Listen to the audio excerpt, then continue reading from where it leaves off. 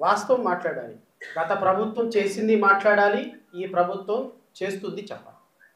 చెప్పాలి అంటే ఏదో నోటి మాటతో నోటి మాటతో చెప్పటం కాదు, ఆధారాలతోటి మాట్లాడాలి. ఆధారాలతోటి ప్రజల్ని కన్విన్స్ చేయాలి.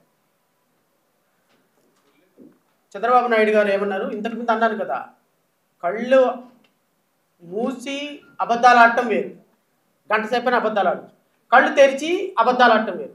కళ్ళు మూసి తెరిసేలోపు 100 అబద్ధాలు ఆడగలిగిన గనుడు, అంటే ఒక క్షణంలోనే అబద్ధాలు ఆడగలిగిన గనుడు చంద్రబాబు నాయుడు అని ఊరికే అనలేదు. నిన్న కాక మొన్న ఏం చెప్పారు, 3,70,000 ఉద్యోగాలు ఆంధ్రప్రదేశ్ రాష్ట్రంలో ఇచ్చారు. ఏమంటే ఎవరైనా సరే ఈ స్టేట్మెంట్ని నమ్మిన వాళ్ళు చేతి ఎత్తండి. 4 లక్షల ఉద్యోగాలు ఒక సంవత్సరం, ఒక 16 నెలల్లో కల్పించారండి. గత ప్రభుత్వం కాలేజీలు పెట్టలేదు, అసలు ఎక్కడున్నాయి మెడికల్ కాలేజీలు అన్న మహాగనులకి నేను ఇప్పుడు చదివి వినిపిస్తాను. GOMS నెంబర్ 113 డేటెడ్ 12/9/2020 అండి.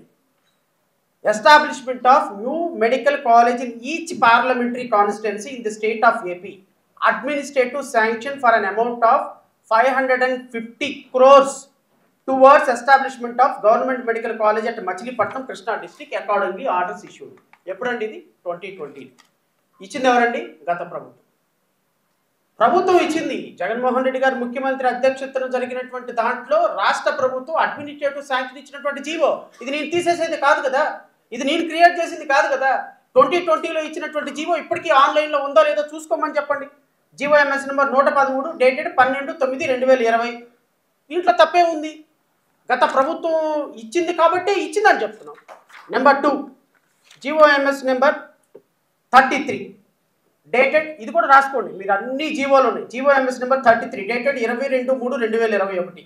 Establishment of 12 new government medical colleges in the state of Andhra Pradesh under Nadu Nedu programme, administrative sanction to an amount of 5,800 crores.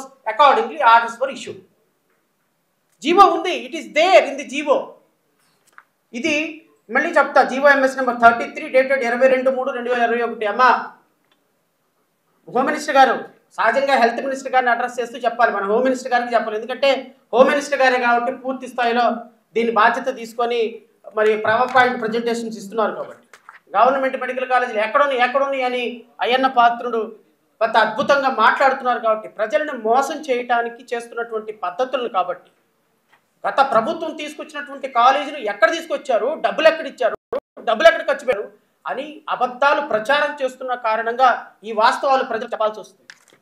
GOMS number 116 dated 12/9/2020.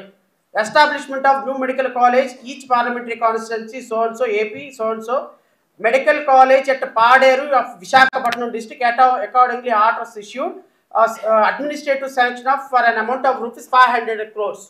పాడేరులో పెట్టినటువంటి కాలేజీకి 2020 సంవత్సరంలో అడ్మినిస్ట్రేటివ్ శాంక్షన్ ఇచ్చినటువంటి పద్ధతి.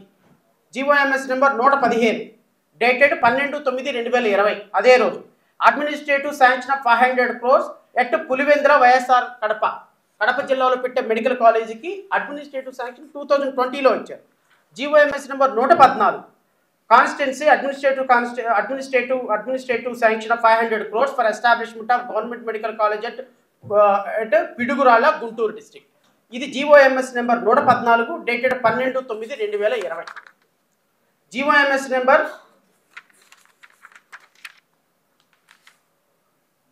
301 dated 23/11/2022. Establishment of new government medical college at Parvathipuram, Manyam district. Administrative sanction of an amount of rupees 600 crores. Accordingly orders issued. రాష్ట్రంలో ప్రతి ఒక్క జిల్లాకి parliamentary కాన్స్టిట్యున్సీకి ఒక అడ్మినిస్ట్రేటివ్ మెడికల్ కాలేజీ ఉండాలి అని 5,800 కోట్ల రూపాయలు శాంక్షన్ చేసి ఒక్కొక్క మెడికల్ కాలేజ్ ఎస్టాబ్లిష్మెంట్కి జీవోలు ఇష్యూ చేశారు. ఇప్పుడు ఈ జీవోల్ని రద్దు చేస్తూ, ఈ జీవోలు మొత్తాన్ని పక్కన పడేస్తూ గవర్నమెంట్ మెడికల్ కాలేజ్ మొత్తాన్ని PPPలు పరం చేస్తున్నటువంటి కూటమి ప్రభుత్వం మీద మనం పోరాటం చేస్తే తప్పేందండి. గత ప్రభుత్వం ఇచ్చినటువంటి మెడికల్ కాలేజీలు, గత ప్రభుత్వం కష్టపడి తీసుకొచ్చినటువంటి మెడికల్ కాలేజీలు, గత ప్రభుత్వం NMCతో కొట్లాడి, కేంద్ర ప్రభుత్వంతో కొట్లాడి గవర్నమెంట్ మెడికల్ కాలేజీ హెడ్ల కింద తీసుకొస్తే ఇప్పుడు ఆ మెడికల్ కాలేజీలని నువ్వు ప్రైవేట్ పరం చేస్తాను అంటే ఖచ్చితంగా గత ప్రభుత్వం చేసినటువంటి పనిని అప్రిషియేట్ చేసి తీరాల్సిందే కదా. గత ప్రభుత్వం తీసుకొచ్చినటువంటి అంశాన్ని అప్రిషియేట్ చేసి తీరాల్సిందే కదా.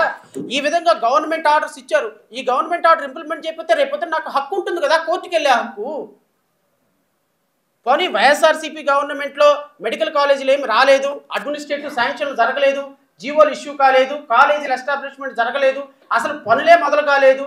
అందుకోసం అని చెప్పి మేము ఈరోజు క్యాన్సిల్ చేస్తున్నామంటే that is a different issue. కాలేజీలు స్టార్ట్ అయ్యి అడ్మిషన్ ప్రక్రియ కొనసాగుతున్నటువంటి 100 కోట్ల రూపాయలు కేటాయింపు జరిగినటువంటి దాంట్లో మెడికల్ కాలేజీలు మేము ఎత్తేస్తామంటే కూటమి ప్రభుత్వం కళ్ళార్పకుండా అబద్ధాలు ఆడుతున్నట్టు కాదా సార్? మినిస్టర్లు అబద్ధాలు ఆడుతున్నట్టు కాదా సార్? ముఖ్యమంత్రి అబద్ధాలు ఆడుతున్నట్టు కాదా సార్? అబద్ధాలు ఆడుతున్న వాళ్ళని కనీసం ప్రశ్నించకుండా ఓజీ షూటింగుల్లో, కేజీ షూటింగుల్లో, పీజీ షూటింగుల్లో షాట్లు వేసుకొని సినిమాలు తీసుకుంటున్నటువంటి పవన్ కళ్యాణ్ని ఉప ముఖ్యమంత్రిగా అయినందుకు ప్రశ్నించొద్దా సార్? సో కాబట్టి అబద్ధాలు ఎప్పుడు కూడా వాస్తవాలు. సో ఈ వాస్తవాల్ని మనం మరుగున పడేసి అబద్ధాలు ఆడతాము, నా దగ్గర అధికారం ఉంది, సో నేనేం చేసినా కూడా నడిచిపోతుంది బండి అంటే చంద్రబాబు నాయుడు గారికి ఇది ప్రజాస్వామ్యం సార్. ఈ ఇంటర్నెట్ యుగంలో ఎవరూ కూడా మీరు అనుకున్నట్టుగా మీరు చెప్పిన అబద్ధాలు నమ్మే పరిస్థితులు లేరు అని మరొకసారి వారికి వినపం తెలియజేసుకుంటూ, ఎందుకంటే మీలాంటి డాక్టర్స్ నేను కూడా కొన్ని విషయాలు చెప్పాలి. ఏసీ కాలేజీలో నేను చదువుకున్నప్పుడు భోజనానికి వెళ్ళాలి అంటే భయపడిపోయేవాడు. ఏసీ కాలేజ్ హాస్టల్, డిగ్రీ నేను బీకామ్ అక్కడ చదివాను. అంటే కంట్రోల్ బియ్యం వచ్చాయి, రేషన్ బియ్యం. ఒక పెరుగు మజ్జిగ అంటే పెరిగిచ్చేవాడు కాదు, మజ్జిగ పోసుకుంటే దాని నిండా పురుగులు ఉండేవి.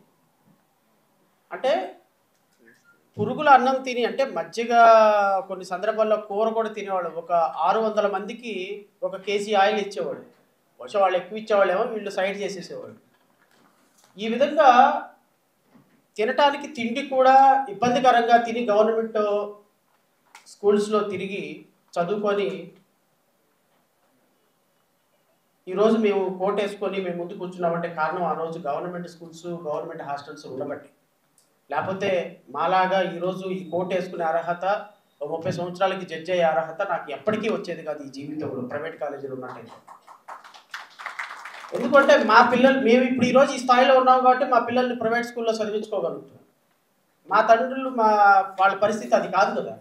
ఈ దేశంలో, ఈ రాష్ట్రంలో ఇప్పటికీ 80% Madiga SC, ST, BC, minority వాళ్ళు సోదరులు ఉన్నారు, మైనారిటీ సోదరులు నాకు తెలుసు. ఒక గవర్నమెంట్ ఉద్యోగం ఉన్నటువంటి మైనారిటీ ముస్లిం పిల్లోడు దొరికితే వరమే, గవర్నమెంట్ ఉద్యోగం ఉన్నటువంటి వాళ్ళు. రాజశేఖర రెడ్డి గారి పుణ్యమాన 4% రిజర్వేషన్స్ వచ్చినాయి వాళ్ళకి. లేకపోతే ఒకప్పుడు గవర్నమెంట్ కాలేజీ ముస్లిం అబ్బాయి అంటే కోట్లు 2 కోట్లు ఎగేసుకుని వెళ్ళిపోయిన వాళ్ళు, ఎందుకంటే చదువుకునే వాళ్ళు లేరు. ఏ దర్జీ పని చూసిన వాళ్ళే, ఏ చికెన్ షాప్ చూసిన వాళ్ళే, ఏ మెకానిక్ పని చూసిన వాళ్ళే. మన గ్రామాల్లో, రూరల్ మండలాల్లో చదువుకునే ముస్లిం పిల్లలు ఎక్కడున్నారు? ఈరోజు మరి వాళ్ళు మెడికల్ విద్యలో ఎంతమంది ఉన్నారు? హైకోర్టులో ఎంతమంది జడ్జిలు ఉన్నారండి? ఎంతమంది లాయర్లు ఉన్నారు? దేశం మొత్తం మీద ఎంతమంది జడ్జిలు ఉన్నారు ముస్లిమ్స్? ఎందుకు మరి వాళ్ళకి ఈరోజు అంత వెనకబడిపోయింది? రేపొద్దున మెడికల్ కాలేజీలు ఇప్పుడు చదువుకోవడానికి వాళ్ళకి అవకాశం లేకుండా పోతే, వాళ్ళకు వచ్చిన 4%లో రేపొద్దున మెడికల్ కాలేజీల్లో కనీసం ఒక డాక్టర్ లేకపోతే ఎక్కడికి వెళ్తారు? చూపించండి, ఒక ముస్లిం డాక్టర్ని చూపించండి, వేళ్ల మీద లెక్క పెట్టచ్చు విజయవాడ లాంటి సిటీస్లో. బలహీన వర్గాల ప్రజలు చదువుకోవడానికి ఈరోజు, ఆ రోజున మేము కష్టపడి గవర్నమెంట్ స్కూల్లో చదువుకున్నాం కాబట్టి ఈరోజు ఆయనైనా నేనైనా హైకోర్టులో ప్రాక్టీస్ చేసుకుంటా న్యాయవాదులుగా ఉండి ఈరోజు సమాజం కోసం మాట్లాడగలుగుతున్నాం. అలాంటి విద్యని మన పిల్లలకి దూరం చేస్తానంటే, ఎస్సీ ఎస్టీ పిల్లలకు దూరం చేస్తానంటే మనం మెదలకుండా కూర్చొని ఇక్కడ వైఎస్ఆర్సీపీ, తెలుగుదేశం, జనసేన మాట్లాడుకుంటే ఎట్లా? చాలా సీరియస్ అంశం, దీన్ని చాలా సీరియస్గా తీసుకోవాల్సిన అంశం. మనలాంటి మేధావులు మన భవిష్యత్తు పిల్లల కోసం, భావితరాల కోసం మాట్లాడాల్సిన అంశం ఉంది. నేను గవర్నమెంట్ని కూడా, పవన్ కళ్యాణ్ మేబీ ఉప ముఖ్యమంత్రి అవ్వచ్చు, నువ్వు ఉప ముఖ్యమంత్రి అయిపోయినావు, నీ అదృష్టం కొద్దీ 10th క్లాసు మన ఆయన క్వాలిఫికేషన్ ఏందని అఫిడవిట్లో చూస్తే ఎలక్షన్ కమిషన్లో SSLC అని ఉంది. 10వ తరగతి చదివిన ఆయన ఈవెన్ ఇంటర్మీడియట్ అని కూడా రాసుకోవాలి. 10th క్లాస్ చదివిన ఆయన ఈరోజు ఉప ముఖ్యమంత్రి అయ్యి IPS ఆఫీసర్లు, IAS ఆఫీసర్లు, పెద్ద ప్రిన్సిపల్ సెక్రటరీలు సెల్యూట్లు కొడుతున్నారు. ఎందుకు కొడుతున్నారు? What is his qualification? ప్రజాస్వామ్యంలో ప్రజల కోసం ఏమైనా గ్రీవియన్స్ తీర్చాడా? లేకపోతే ఏమైనా ఒక లాయర్గా సామాజికంగా న్యాయమూర్తిగా ఏమైనా పనిచేసాడా, ఒక ఐఏఎస్ ఆఫీసర్గా పనిచేసాడా? సమస్యల గురించి తెలుసా? కుటుంబ శంకర్ అని చెప్పేసి ఆ ప్యాంటు ఎందుకు వేసుకుంటారో తెలియదు, అలాంటి సినిమాలు తీసి అలాంటి కుటుంబ శంకర్ సినిమా ఒకసారి చూడండి, ఆయన క్యారెక్టర్ ఏంటో, ఆయన సినిమాల్లో ఆయన ఆయన ఆయన ఇదేంటి, ఆయన బ్యాక్గ్రౌండ్ ఏంటి. ఇలాంటి వ్యక్తులు సినిమాలు చూసి ఒక 100 కోట్లు సంపాదించి వచ్చి పెటాపురం లాంటి దాంట్లో 100 కోట్లు 200 కోట్లు ఖర్చు పెట్టి ఎమ్మెల్యేలు అయిపోయి 4% 5% తీసుకొచ్చి ఆ ఓటు బ్యాంక్ ద్వారా ఉప ముఖ్యమంత్రి అయిపోయినారు. వీళ్ళ వల్ల సమాజానికి ఉపయోగం ఏంటుందో ఆలోచించండి. ఏముంది ఉపయోగం? ఈరోజు ప్రభుత్వ మెడికల్ కాలేజీలు కాపులకు అన్యాయం జరగదా? రేపు ఈడబ్ల్యూఎస్ కేటగిరీలో 10% రిజర్వేషన్ ఓసీలకు ఉంది. కాపులకు అన్యాయం జరగదా? ముస్లిమ్స్కి అన్యాయం జరగదా? కమ్మ వాళ్ళకి అన్యాయం జరగదా? బ్రాహ్మిన్స్కి అన్యాయం జరగదా? ఏం మీరు మాట్లాడరా? ఈడబ్ల్యూఎస్ రిజర్వేషన్ 10% ఉందండి, 10% రిజర్వేషన్ ఉంది వాళ్ళకి. అలాంటి రిజర్వేషన్ రేపొద్దున అన్యాయం అయిపోతే పవన్ కళ్యాణ్ ఎక్కడికి వెళ్ళాడు? ప్రశ్నిస్తారన్న పార్టీ కదా. భారతీయ జనతా పార్టీ ఎందుకు మాట్లాడటం లేదు? మీరు తీసుకొచ్చినప్పటి ఈడబ్ల్యూఎస్ రిజర్వేషనే కదా. రేపు బ్రాహ్మిన్స్ అందరూ మీ పార్టీకే కదా ఓటేస్తుంది. రేపు సమాజంలో అందరూ బ్రాహ్మిన్ ఆర్ఎస్ఎస్ భావజాలంతో ఉన్న బీజేపీ పార్టీకే కదా ఓటేస్తుంది. మరి మీ కులాలకు రేపు అన్యాయం జరుగుతుంది, ఇలాంటి డెసిషన్ మీరు ఎట్లా తీసుకున్నారని మనం ప్రశ్నించాలి కదండి. ఇది ఒక ఎస్సీ ఎస్టీలకు మాత్రమే కాదు కదా అన్యాయం. సో ఖచ్చితంగా డాక్టర్స్ మన ముందు చెప్పినట్టుగా ఇది చాలా సీరియస్ కన్సర్న్ ఉన్నటువంటి అంశం. దీని మీద ఖచ్చితంగా రాష్ట్ర వ్యాప్తం ఉద్యమాన్ని తీసుకెళ్తాం. ఈ రోజు కాకపోతే రేపైనా, రేపు కాకపోతే ఎల్లుండైనా. నేనైతే మన జగన్మోహన్ రెడ్డి గారు ఏదైతే చెప్పారో దాంట్లో పూర్తిగా ఏకీభవిస్తున్నా. 2029 ప్రభుత్వం మారిన తరువాత ఎవడైనా సరే ఈ ప్రభుత్వ మెడికల్ కాలేజీల్లో టెండర్లు వేసి 100 కోట్లు దోచుకుందామని చూశారు అంటే, చూసిన వాళ్ళని 100 కోట్లకి 100 కోట్ల పనిష్మెంట్ తోటి మొత్తం ప్రైవేట్ కాలేజెస్ మొత్తాన్ని క్యాన్సిల్ చేసి వాళ్ళు ఎవరెవరైతే టెండర్లు వేసారో వాళ్ళందరినీ జైలుకు పంపించే కార్యక్రమం కూడా చాలా సీరియస్గా జరుగుతుంది. ఎవరెవరి దగ్గర అయితే డొనేషన్లు కలెక్ట్ చేసుకొని 100 కోట్లు 200 కోట్లు పెట్టుబడి పెట్టి 300 కోట్లు దోచుకుందాం, చంద్రబాబు నాయుడుకి ఇంత ఇద్దాం, నారా లోకేష్కి ఇంత ఇద్దాం అన్న ప్రతి ఒక్కడి తోక కట్ చేసి వాడిని జైల్లో వేయించకపోతే జయభీమరావు భారత పార్టీ వదిలేదే ప్రసక్తే లేదు. అఫ్కోర్స్ రేపొద్దు ఇది జరిగి తీరుతుంది, మీరు రాసి పెట్టుకోండి.